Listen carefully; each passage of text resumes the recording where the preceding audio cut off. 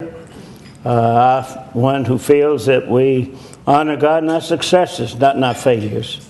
I think He designed all of us to be a winner because He gave us an insight to, we all want to be somebody and achieve something noteworthy in our lifetime.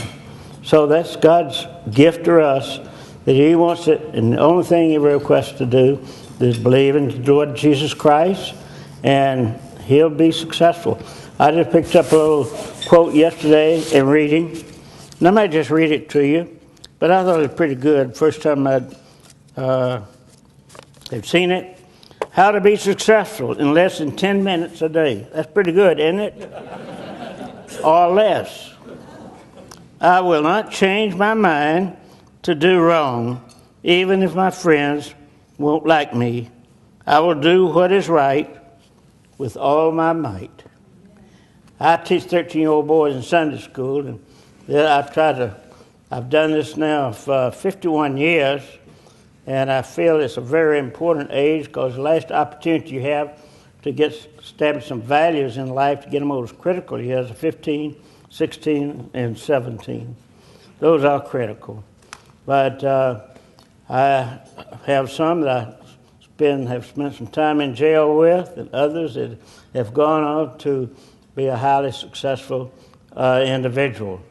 I guess what motivated me more than anything else in the beginning, my 3 children off to college, and this little fella showed up in my Sunday school class. He was 13, and his mother had just been killed in an automobile accident. His mother and dad was divorced when he was 4, so he never got to see his father, and he was brought to be live with aunt and uncle he hardly knew because of the time, and me that I give him a lot of my time. But he said when he was 13, he said, Mr. Cathy, when I grow up, I want to come to work for Chick Fil A. He said, I don't think I want to operate one of those Chick Fil A units, but I'd like to have a desk and a secretary like you have. So that impressed me. But he went on, he moved in with us, went to college, and finished University of Georgia, high honors, went to Harvard, got an MBA. He got married. I served as best man at his wedding. Now he has a wife and 3 children, and he has a desk and a secretary. So it's not too early to decide 13 what you're going to do in later years. I was brought up in the Depression. I doubt that any of you know what the Depression was, but I tried to explain it to my son about the Depression, and Bubba said, well, I explained a little bit of that. I let my bank account get less than $5,000. I said, well, Bubba, that's not what I'm talking about. Poverty. That I've been brought up in poverty. I've been brought up in plenty. I much prefer that time of plenty, but it's less to be learned to be brought up in poverty, where you have to work for a living, where you have to strive for a place to live as well as food for our table. When I was a kid, only thing I can remember that I had to play with was a loose tooth. And that loose tooth wasn't mine, it was my brother's. I'd pray with his and I'd let him pray with mine. But the rewarding thing, once you get it out, you can put it on your pillow and have a few pennies. Tooth fairy comes to see you. Y'all ever had the tooth fairy come to see you? Well, here a couple of months ago, I had a tooth pulled, and I carried it home. I told my wife, I'm going to put this under my pillow, see what happens. Guess what happened? I got $5. And I was told I could spend it any way I wanted to. So the tooth fairy still lives. Try it sometime. But it's very true. My mother became the breadwinner of family. I had a father, but he never did recover from the Depression.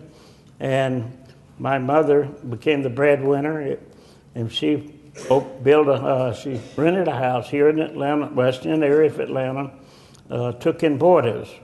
And there I learned how to shuck corn, shell peas, and wash dirty dishes, set the table, and go shopping with her. Y'all remember when Coke sold for 6 for a quarter, don't you? Anybody?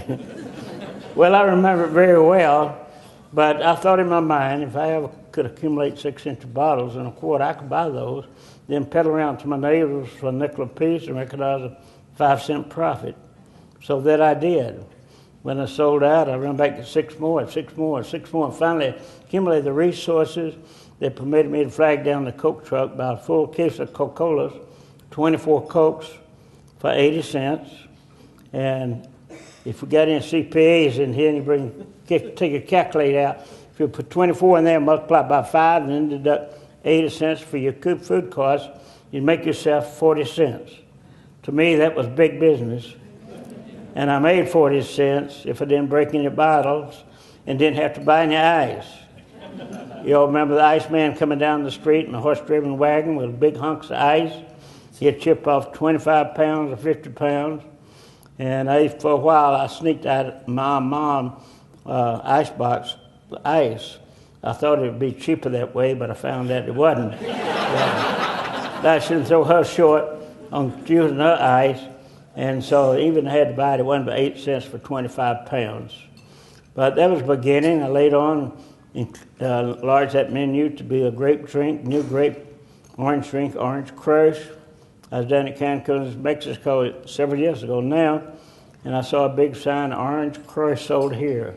So I told my wife, I'm going to step in here and get me an orange crush, bring back some boyhood memories. So I went in and ordered the orange crush. The lady took it off the ice, took the cap off, sat at the counter, and I pulled my nickel out to pay for it. And she said, well, that'd be 95 cents. I said, oh, things have changed since I had an orange crush. But the Lord started dealing early in my life. I went in the restaurant business when I was 8 years old. I met my wife at age 8. Jesus happened to live second door from me when my mom had boarders, and she was very cute. I sized her up that's the kind of girl I want to marry someday. And I had a backup person at that time, Shirley. I couldn't get her, Jeanette McNeil. I was going to select Shirley Temple. And that was the way the Lord works out. We went through junior high school, as we used to call it, when I was in junior high. She was a grade behind me, but I was a grade ahead of her simply because I was older, not smarter. And I'd put up my hand. Sometimes she would respond, sometimes not. But 10 years lapsed, we never saw each other. And our paths crossed once again. And she was not married, I was not married, so I started steady courtship. So you see, the Lord started early working in my life. I became a Christian when I was 12. Not to say that I've done everything becoming to a Christian, but thank the Lord, I haven't done a lot of things I would have done had I not become a Christian at that early age. But continued on. I carried sold magazines during the off-season time and had a paper route with Atlanta Journal, for which I carried papers for 7 straight years. It was during that time I made a determination that I'm going to have a business of my own someday, because I never did like school, but like working and what we can do with money. First thing of any consequence I bought was a bicycle I paid $4 for. Didn't have any fenders on it, but had a round wheels and good frame. So I've never bought anything in my life I was more proud of than that bicycle I paid $4 for it. So that was some growing experience for me. I was drafted in the Army right after I got through high school, and I didn't get to go to college, but that never bothered me because I never liked school anyway. So after getting out of service, my brother likewise, we pooled our resources. We came up with $4,000, and we was able to get a loan for $6,600. So we thought, gee, for $10,600, we could buy any part of the world we wanted. And so we just about did that. We bought a 50 by 150-foot lot there in Hapeville on Central Avenue. Some of you might remember the old Dwarf Grill, a dwarf house that we called it a little bit later. And so